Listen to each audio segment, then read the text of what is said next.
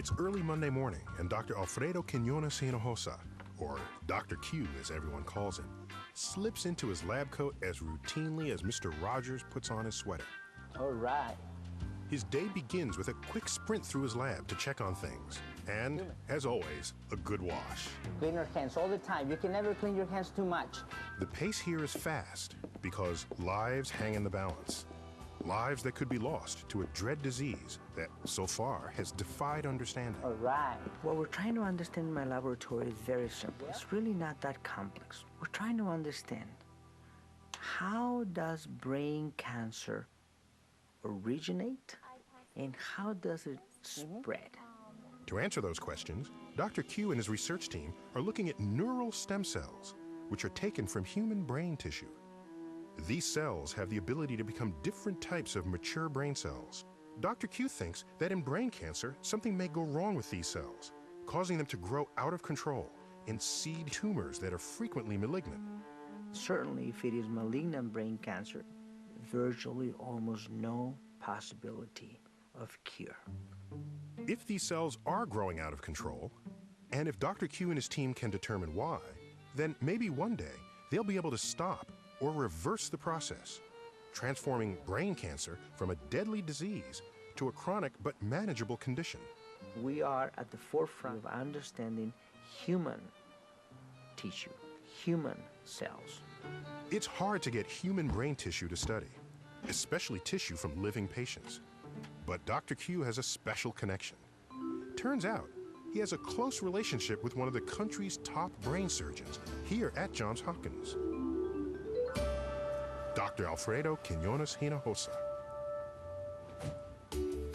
Good morning. Good morning. I have exciting news for you. When he's not in his lab, he's with his patients. Very, very benign meningioma. Yours was the size of a tennis ball, but the mass is all the way right here. Oh, look at you. You did cut your hair, huh? How are you? Just fine. How are you, doctor? You did? Tomorrow, he'll be operating on Don to remove a brain tumor or lesion. This is the actual MRI. You can see the lesion right here, you know? Right here. That whole U-shaped area. The whole U-shaped area. Well, I'd be lying to you if I didn't say I was nervous. No, of course you are, and I but understand. I know I'm in good hands. Well, I promise you, this is what I always tell my patients. I promise you that my goal is to get you in and out safe. On the day of surgery at the cashier's line at breakfast, he runs into Don's sister and brother-in-law, who asks him in Spanish, "Are you ready?" Listo? Listo. This isn't a day for theory or larger questions. Today, as he walks into the operating room, the scientist is a surgeon. It's a transformation that can be seen in his eyes. No doubt at that moment. Okay? There's no place for that at that moment. Because that moment, when we're about to walk into the arena, into the operating theater, there's no place for mistakes and there's no place for errors. And I tell them specifically, when we go in, it's going to be all positive energy, all that passion, all that training, everything that I have done in my life to prepare for that specific moment is going to come out. And we're going to go in together and we're going to take care of this. Don's tumor or lesion is just millimeters from the part of Don's brain that controls his speech. Dr. Quiñones has to keep Don awake and talking to make sure they don't damage his ability to speak or make him mute for life. Alrighty, I want Don's mouth to be a little bit moist. To be sure, they run a test first. As Don counts, Dr. Quiñones stimulates his brain to locate those areas that determine speech. 30. You right there, Don? Yeah. Yeah. 31, 32, 33, 34, 35. You're okay.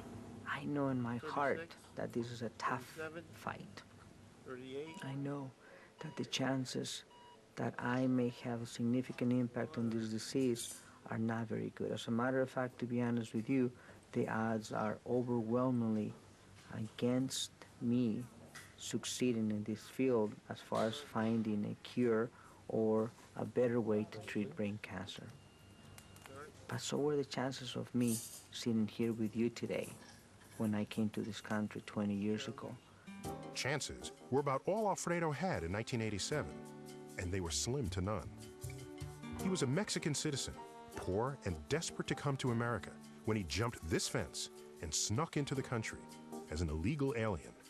It is tough to be poor. It is tough to be poor in the United States. Imagine how much more difficult it is to be poor in poor countries. And it's tough to survive in that environment, to be honest with you. I think that it was pretty clear to me that this is what I needed to do. Alfredo grew up in Mexicali, just across this wall at the California border. Neither of his parents made it past the first grade. The same grade little Alfredo was in when he started managing the finances of his father's gas station. By the age of 5, I was already working. By the age of 10, I was a major contributor. What little the family had disappeared along with the Mexican economy in the 1980s, and Alfredo jumped the fence at 19. He became a migrant worker in the San Joaquin Valley. At first, I was thinking, I am going to take over the world with this. I am going to go back to my country triumphant, and I am going to be making a lot of money. Then I get my first check, about $130 a week, and I realized this may take a little bit longer, and this is hard work. He lived in this trailer for about a year, all by himself. It was a palace.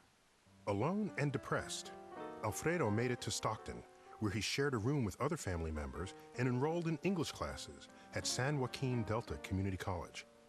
There, he met Anna. I kept seeing him walking across this little area where everybody would sit and relax, and I would see him just fly by very fast. They became friends, but didn't date for another 2 years. I just never, I never thought. I mean, it's my insecurities. It's how can this beautiful woman be interested in a guy who has nothing? I saw something in him right away that he was different, and I think that's one of the reasons why I was attracted to him, because I could see the fire within him that, someday, somewhere, something fabulous was going to happen with him. Alfredo kept moving quickly. From Berkeley, he went to Harvard Medical School. He became a U.S. citizen, married Anna, had 3 kids, a dog and a cat, did his residence and postdoc at UC San Francisco, and started his lab and became a surgeon at Johns Hopkins. 4 hours into Don's operation, Dr. Quinones removes the tumor, leaving Don's speech intact. Don has already agreed to give Dr. Q's lab samples of his brain fluid and tissue from the tumor.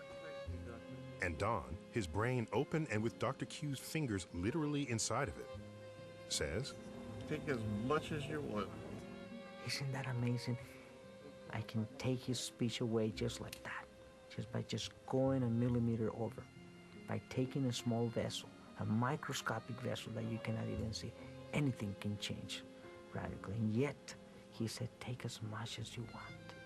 Don doesn't know that he's just given his tissue to a research team full of hungry overachievers who understand that ending their week every Friday night with a lab meeting to discuss their research until 10 p.m.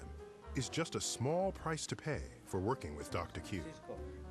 Jason Chang, I'm from San Francisco. I went to University of California, San Francisco Medical School. Sophomore at Johns Hopkins University. From MIT. I'm from Oxnard, California. Guayaquil, Ecuador. From India. Wakefield, Rhode Island. Dr. Q is sharing some of the amazing opportunity he's had, but he's also got a lab to run. And if he can't move fast enough to accomplish his dream, he's hoping one of these young people will get the chance. I have to recognize that I may never be able to have a significant impact on brain cancer.